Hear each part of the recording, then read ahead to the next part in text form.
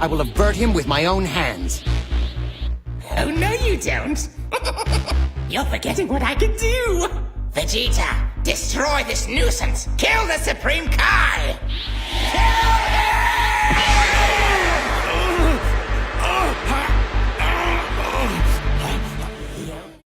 So what would have happened if Majin Vegeta had killed Supreme Kai all the way back in Z? Well, from what we know in Super, Kaioshin are linked to their corresponding gods of destruction. So if Shin had died in Z, Beerus would be dead and would not have woken up to go looking for the Super Saiyan God. In relation to the end of Dragon Ball Z, not much would change. Goku would still fight Vegeta, Vegeta would still end up sacrificing himself, and Goku would still end up defeating Buu with the Spirit Bomb. And this would just usher in an extended era of peace for the Z Fighters. But this would not stop the resurrection of Frieza a few years later, who would still train for 4 months and unlock his golden form. So Frieza comes to Earth looking for Goku, and unlike in the actual movie, Goku and Vegeta are just back on Earth. Since they would have never met Beerus or Whis, they would have never gone off to train with them. So although Goku and Vegeta are both present when Frieza arrives, they are both way weaker than they would have been in the actual continuity. And one of the biggest issues surrounding the resurrection of F's story was just how strong Frieza got in such a short amount of time. Any Dragon Ball fan has a really hard time believing that anybody could reach a power that could rival Super Saiyan Blue Goku in just 4 months. It actually would have made more sense if he had fought in Super Saiyan 3. Not only would it make it seem like Frieza was less overpowered, but it would have also made him more threatening once they saw how strong he actually was. So base Goku and Final Form Frieza spar for a while, until Frieza demands Goku to stop toying around and go Super Saiyan. So Goku gives Frieza the whole spiel. See, first, I have to go Super Saiyan. And then next, I go on up to Super Saiyan 2. Now! Finally comes the one you've been waiting for, the legendary Super Saiyan 3. Hold on to your bananas, Bubbles! And Frieza just laughs and reveals to Goku that he too has a new transformation. And Frieza powers up to his golden form and they both go at it.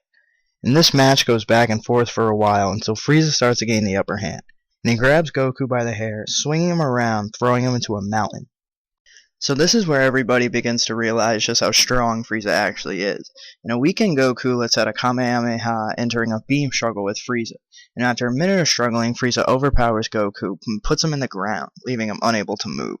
And realizing they are in trouble, Vegeta charges in at Super Saiyan 2 to attack Frieza, and he cannot manage to land a single blow, and only lasts a couple seconds before Frieza chokes him out with his tail and leaves him unconscious. So Gohan, followed by a Super Saiyan 3 Gotenks, rush in to help, but both are left useless when Frieza slams their heads together and drops them out of the sky. And Frieza returns to Goku, who is still unable to move, and he tells him just how long he has waited for this moment. He is finally going to kill Goku. He points a single finger at him, charging his final blast, and screams, You monkey! But suddenly Frieza is blasted from behind. He turns around and sees both androids. Although he has no idea who they are, he is baffled that they managed to catch him off guard. When 18 saw Krillin go in to fight Frieza, she knew he was going to need some help. Instead of staying with Marin, 18 tracked down 17, convincing him to join the fight or risk losing his family and his park. And the duo arrives right on time, oddly enough to save the guy they were created to destroy. And Super showed us just how strong 17 actually was. And both androids would have been a tremendous asset in the fight against Frieza, even if, let's say, he was still stronger. Now being attacked by both androids at once, Frieza starts to get his hands full. And although the androids aren't able to land any blows, Frieza can't seem to gain the advantage. The androids have always had great chemistry fighting together, and each of them has grown to love the world they used to terrorize. Both are fighting for their families and the ones they cherish most.